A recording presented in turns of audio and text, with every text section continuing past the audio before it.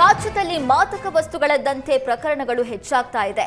ಇದನ್ನ ಖಂಡಿಸಿ ಚಾಮರಾಜನಗರದಲ್ಲಿ ಕನ್ನಡಪರ ಸಂಘಟನೆಗಳು ಪ್ರತಿಭಟನೆ ನಡೆಸಿವೆ. ಡ್ರಗ್ಸ್ ದಂಧೆ ತಡೆಗಟ್ಟುವಲ್ಲಿ ರಾಜ್ಯ ಸರ್ಕಾರ ವಿಫಲವಾಗಿದೆ ಅಂತ ಸರ್ಕಾರದ ವಿರುದ್ಧ ಧಿಕ್ಕಾರ ಕೂಗಿ ಆಕ್ರೋಶ ವ್ಯಕ್ತಪಡಿಸಿದ್ರು.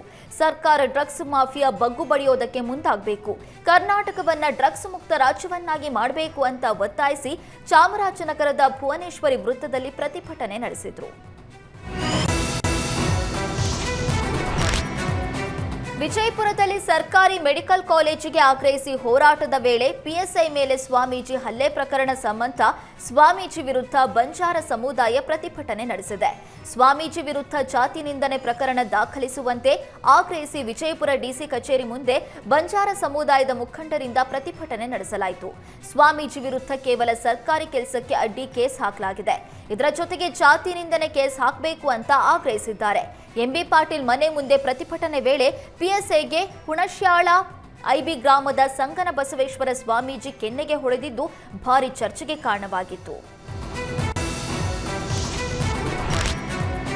ಚಿಕ್ಕಮಗಳೂರು ಜಿಲ್ಲಾಸ್ಪತ್ರೆಯಲ್ಲಿ ಸರಿಯಾದ ಸಮಯಕ್ಕೆ ವೈದ್ಯರು ಚಿಕಿತ್ಸೆ ನೀಡದೆ ರೋಗಿ ಮೃತಪಟ್ಟಿರುವ ಆರೋಪ ಕೇಳಿಬಂದಿದೆ. ಮೃತನ ಕುಟುಂಬಸ್ಥರು ಜಿಲ್ಲಾಸ್ಪತ್ರೆಯ ವೈದ್ಯರ ವಿರುದ್ಧ ಆಕ್ರೋಶ ವ್ಯಕ್ತಪಡಿಸಿದ್ದಾರೆ. ಉಸಿರಾಟದ ತೊಂದರೆಯಿಂದಾಗಿ ಚಿಕ್ಕಮಗಳೂರಿನ ಆಲ್ದೂರು ಹೋಬಳಿ ಗಾಳಿಯಂಗಡಿ ನಿವಾಸಿ ಲಕ್ಷ್ಮಣ ಆಸ್ಪತ್ರೆಗೆ ಹೋಗಿದ್ದಾನೆ. ಆದರೆ ವೈದ್ಯರು ಲಕ್ಷ್ಮಣನಿಗೆ ಚಿಕಿತ್ಸೆ ನೀಡೋದಕ್ಕೆ ತಡ ಮಾಡಿದ್ದಾರೆ.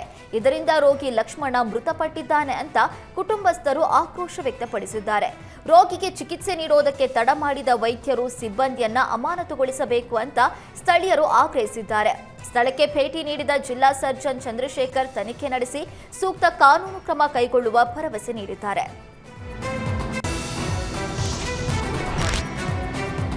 ಮಾಗಡಿ ಪಟ್ಟಣದ ತಾಲೂಕು ಸರ್ಕಾರಿ ಆಸ್ಪತ್ರೆಗೆ ಶಾಸಕ ಎಚ್ ಸಿ ಬಾಲಕೃಷ್ಣ ದಿಢೀರ್ ಭೇಟಿ ನೀಡಿ ಪರಿಶೀಲನೆ ನಡೆಸಿದ್ದಾರೆ.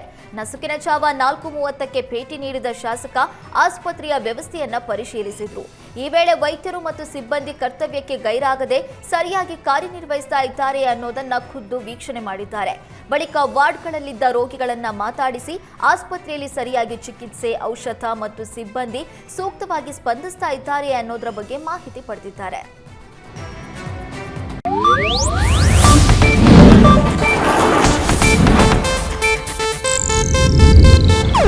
ಇದು ಏಷ್ಯಾನೆಟ್ ನ್ಯೂಸ್ ನೆಟ್ವರ್ಕ್ ಪ್ರಸ್ತುತಿ.